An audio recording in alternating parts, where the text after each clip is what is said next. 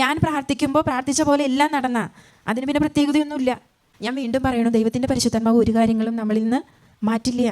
നന്മയായിട്ടുള്ളതെല്ലാം നമ്മൾക്ക് തരും. അത് വചനം പറയുന്നുണ്ട്. അവിടുത്തെ ഹിതപ്രകാരം അവിടുന്ന് ആഗ്രഹിക്കുന്ന വിധത്തിലുള്ള കാര്യമാണ് ഞാൻ ചോദിക്കുന്നതെങ്കിൽ അത് നടന്നിരിക്കും. ദൈവഹിതപ്രകാരമാണ് എന്ന് ബോധ്യപ്പെട്ടിട്ട് തന്നെ, അതായത് പ്രാർത്ഥനാ കേന്ദ്രങ്ങളിൽ വന്ന് കൗൺസിലിങ്ങിന് പോയി അവിടുന്ന് മെസ്സേജ് കിട്ടി എന്നിട്ടും എന്ന് പറയുന്നവർക്കുള്ളൊരു ഉത്തരമാണ് ഈ 2 കാരണങ്ങൾ.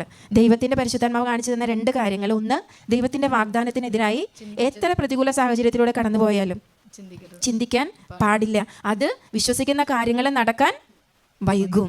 രണ്ടാമത്, മുൻപായിരുന്നതായിരുന്നു ഇതിലേക്കാളും നല്ലത്. അതായത് പഴയ നിയമജനം തന്നെ പറയുന്നുണ്ട്, ഈജിപ്തിലെ ഇറച്ചിച്ചട്ടിയാണ് ഇപ്പോഴത്തെ ഈ അവസ്ഥയേക്കാൾ നല്ലതെന്ന്. അതുകൊണ്ട് എത്ര വർഷം അവരെത്തി? എത്ര വർഷം കൊണ്ട് എത്തിയേ? ഇത്രയേ ഉള്ളൂ. നമ്മൾ നിസാരമായി കരുതുന്ന നമ്മുടെ ഈ ചിന്ത, ചെറിയ കാര്യങ്ങൾ പലപ്പോഴും ദൈവിക അനുഗ്രഹങ്ങൾ, കൃപകൾ നമ്മളിലേക്ക് വരാൻ തടസ്സമായിട്ട് നിൽക്കുന്നത്.